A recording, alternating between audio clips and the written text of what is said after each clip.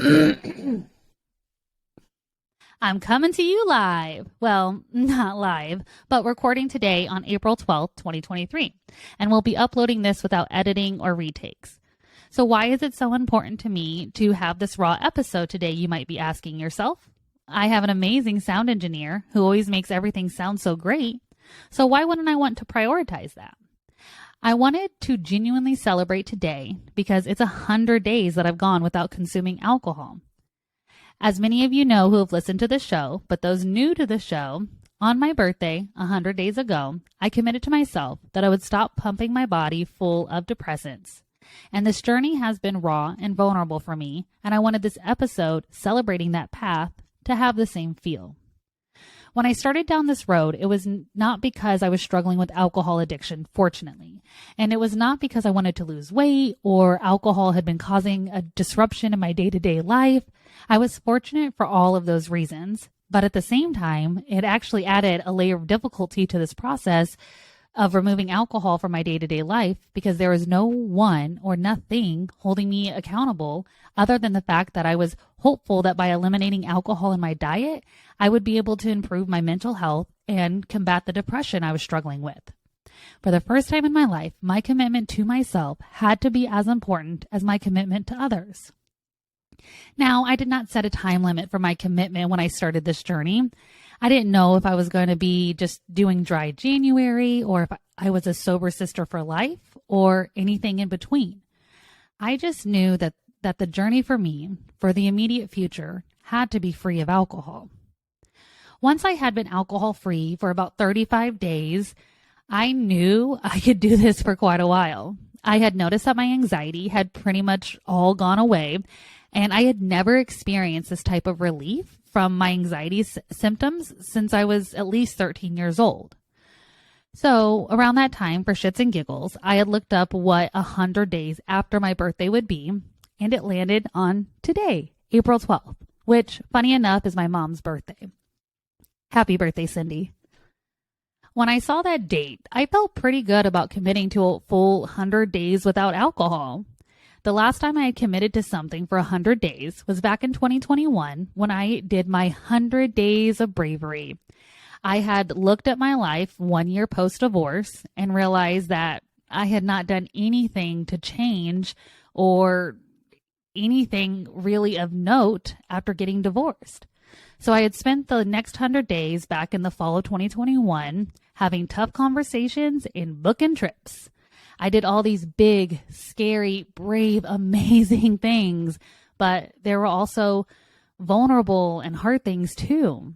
Those days were filled with navigating relationships and unfortunately having to dissolve a few of them. At the end of the 100 days of bravery, I felt like I had learned so much about myself, but the reality is I just learned how to make random decisions without worrying about other people's opinions of me. It took well over a year to process everything I had learned over those 100 days. All I was doing was saying yes to everything without actually stopping and processing like what I actually wanted or how I was feeling. And even though I wasn't pretending for this outward approval anymore, I still spent the majority of 2022 hyperfixated on how to process things. I had my walls up and I was guarded, even against myself. It was taking me about 3 days on average to go through all the stages of processing, running through a myriad of emotions, and then finally coming up with a logical decision on how I felt about almost everything that I was experiencing. And to say the least, this was freaking exhausting. It took all of that processing time because I still didn't know myself and I still wasn't sure or confident in the decisions I was making. So embarking on this journey to learn to love me in 23 has been interesting. My goal this year was to better understand and learn about myself so that I could hopefully learn to love myself. Other people seem to love me, and I guess I seem to be the only one not seeing my value. Well, I'm happy to report that things are going well in 23. I'm definitely not in love with myself yet, but I haven't experienced any self-loathing or self-hatred moments in, over 30 days. I am consistently putting healthy habits ahead of my lazy ones. When speaking to my therapist this afternoon, I shared with her that I cannot believe that I have gotten through 100 days of experiences, and I have honored my commitment to myself, and I have gone on business trips where alcohol was the forefront of networking, and I was, able to hold my head high without alcohol and bring this best, amazing version of myself to the table. I navigated super stressful days at work and heart-wrenching, heartbreaking family drama, and I didn't turn to alcohol. I have gone on a personal vacation with friends that I used to drink heavily with and was able to be this vivacious, present version of myself that I've never been. I'm still funny without alcohol. I'm still charming without alcohol. I'm still valuable and fun and engaging and every adjective I want to be without alcohol. I don't foresee an alcohol-free life forever for me. Now that I've achieved all these incredible milestones completely sober and I have handled them with grace and integrity, at least I now know that I can do anything without alcohol. My future relationship with alcohol will be limited and purposeful.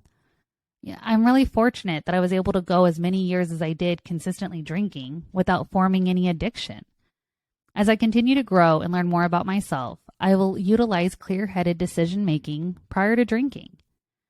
I can tell you that being alcohol-free has helped me understand my mental health better, and there is no drink in the world that tastes better than that.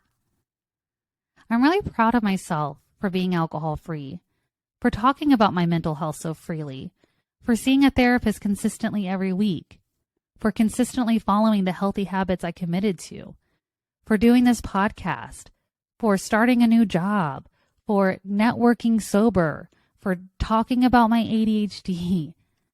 I am really proud of who I am today and all that I have accomplished. My story and my road continues, and I cannot wait to see what I do next. If you haven't told yourself that you're proud of yourself lately, do it.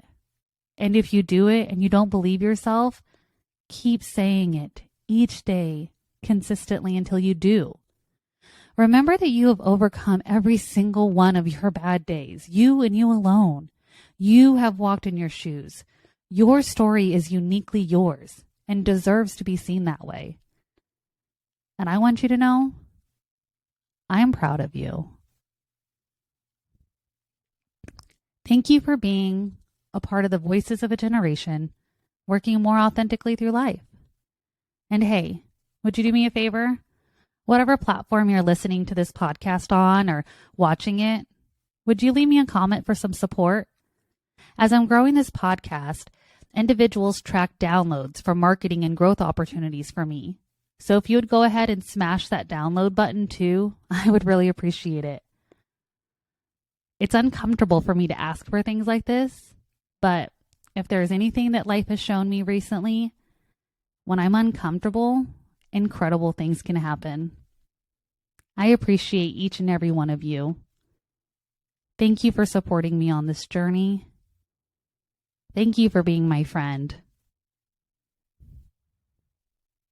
I'm proud of you. I'm proud of me. And here's to learning to love me.